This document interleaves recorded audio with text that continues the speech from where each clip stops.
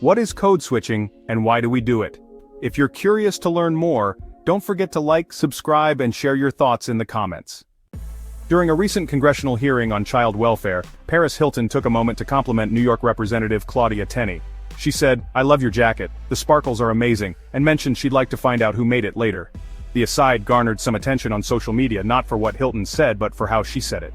Or more specifically how her voice changed when she returned to her testimony. Suddenly, Hilton's pitch dropped, and the vocal fry so noticeable a second earlier more or less disappeared. Hilton had spoken differently when addressing an individual in a friendly capacity than when addressing the whole room in a formal one. In short, she code switched. It's something we all do in some way or another, but the exact how and why varies from person to person and from situation to situation. What is code switching? Code switching is a linguistics term for the practice of tailoring our language to our social context, like speaking only Spanish at home and only English at school. But that's code switching at its most basic. If, say you speak Spanish and English and you're with people who also speak Spanish and English, you might engage in what's called intrasentential code switching, or mixing both languages within a single sentence. For example, Pero, why can't I clean my room mañana, but why can't I clean my room tomorrow? You can also shift between dialects, which is common among Black Americans who speak AAL, African American language, also known as African American Vernacular English in social contexts, but may forego it in formal settings. At this point though, code switching has transcended official languages and dialects and become a colloquial catch-all term for any kind of socially motivated shift in language, whether intentional or not. Does your voice, creep up a couple octaves when you talk to babies or even dogs? Do you catch yourself pronouncing water as wooder after spending a few days with your Philadelphia relatives? Or maybe your work emails bear almost no grammatical or lexical resemblance to the DMs you send your best friend. Those scenarios all involve code switching. In fact, to plenty of scholars, code switching really transcends language altogether.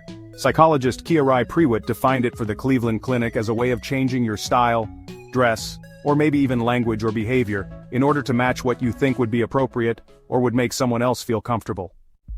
So, why do we code switch? Prewitt's definition kind of touches on why code switching can be problematic. People often feel forced to bury elements of their identity, racial, ethnic, religious, gender, and so on, in order to prioritize other people's prejudices over their own comfort and, avoid getting stereotyped. Examples of this, according to the Cleveland Clinic, include covering up traditional tattoos like Inuit Kakinit or Maori Ta Moko to fit in with others, using a nickname so people don't have to learn how to pronounce your real name, not wearing your hijab or yarmulke to avoid attracting unwanted attention, and even adjusting your vocal cadence to sound straight. Constant pressure to code switch in this way is stressful and exhausting, especially when you feel like your professional and personal opportunities, or even your safety, depend on your ability to keep it up. For people who intentionally code switch in school or workplace environments, they experience a heightened stress response, psychologist Miles Durkee told the University of Michigan's LSA magazine, and it's accompanied by a degree of self-doubt about their code-switching ability. Am I doing it right? Is it working? Should I continue this performance? All of this occurs while these individuals simultaneously perform their regular duties and responsibilities. Over time, this becomes a significant emotional and cognitive burden. We often code switch, especially linguistically, without even knowing we're doing it.